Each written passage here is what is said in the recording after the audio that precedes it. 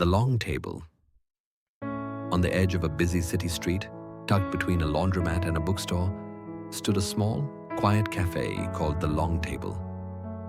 There were no menus on the walls, no loud music, no prices. Just one long wooden table, slightly uneven, stretched down the middle of the room. Every Friday night, the table was set, and everyone was welcome. No reservations, no requirements. If you showed up, you got a seat and a meal. The cafe was started by an older woman named Sita. She used to be a teacher, then a cook, then retired. But she believed something simple and powerful. People open up when they sit and eat side by side. So she opened her home and later the cafe, one plate at a time. One Friday, a young man named Elijah came in.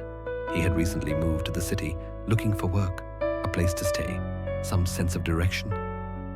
What he found instead were locked doors and silence. He was tired, unsure, and more lonely than he'd ever admit. He passed the cafe by coincidence, saw the name. He almost kept walking, but something made him stop. He stepped inside. The room was warm, lit by candles and quiet kindness. He was greeted with a smile. "No charge," someone said. "Just take a seat." He hesitated. "But I'm not dressed for dinner." Sita heard him from the kitchen. She walked out, wiped her hands, and said gently, "Good thing this isn't about clothes. It's about a company." He sat. At first he stayed quiet.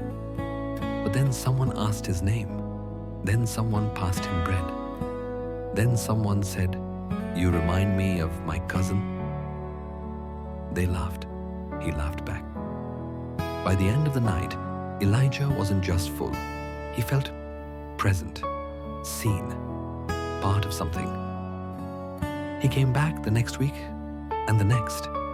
Eventually, he started helping in the kitchen, chopping onions, refilling water, washing dishes. He began to recognize faces, remember names. And one Friday, months later, when Sita had to miss dinner for the first time, she turned to Elijah and said, "You've got it tonight. The table's yours." Elijah stood at the head of the table that evening, apron dusted with flour.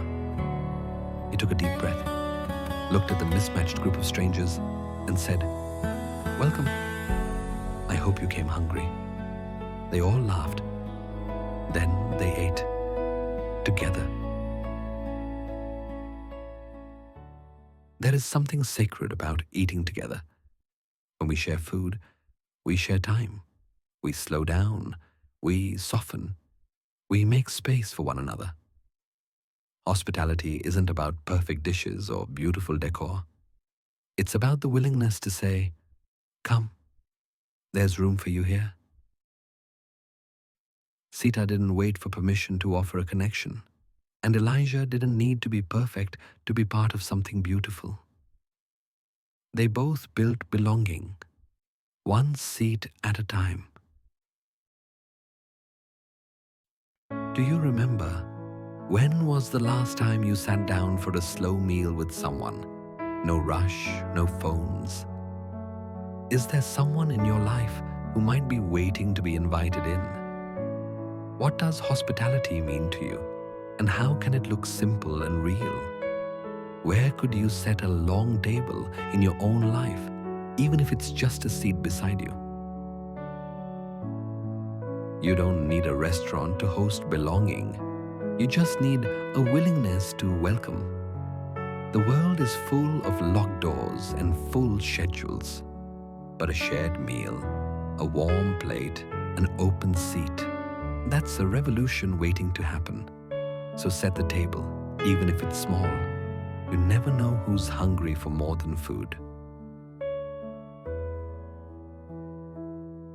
Thank you for listening. If this story resonated with you, just share it and follow for more stories that inspire. Because kindness connects us all. Take care, stay inspired, and keep it human.